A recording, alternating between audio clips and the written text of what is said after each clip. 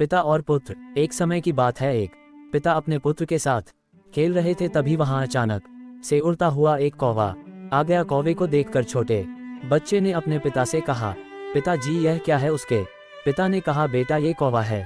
बच्चे ने फिर पूछा, पिताजी है क्या? उसके पिता ने फिर कहा कि बेटा ये कौवा है। बेटा बार बार पूछता रहा, ये क्या है?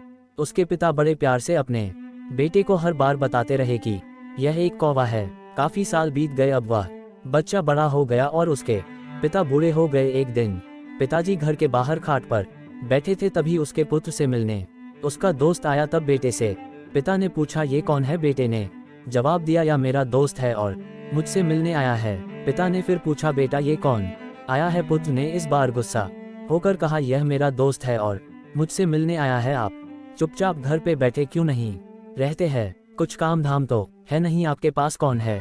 किस लिए आया है? इससे आपको क्या लेना देना? पिताजी चुप हो गए और गहरी लंबी सांस लेकर मन में ही कहा, बेटा मेरे एक बार पूछने पर तुम इतना गुस्सा हो गए? जब तुम छोटे थे तब तो एक ही बात को सैकड़ों बार पूछते थे और मैं हर बार तुम्हें प्यार से बताता था। सीख, हमें हमेशा ये बात का ध्यान रखना चाहिए कि हमारे माता पिता ने हमारे पालन पोषण कितना कष्ट उठाया है, इसलिए हमें कभी भी उनसे ऊंची आवाज में बात नहीं करनी चाहिए, ना ही कभी उनसे गुस्सा करना चाहिए।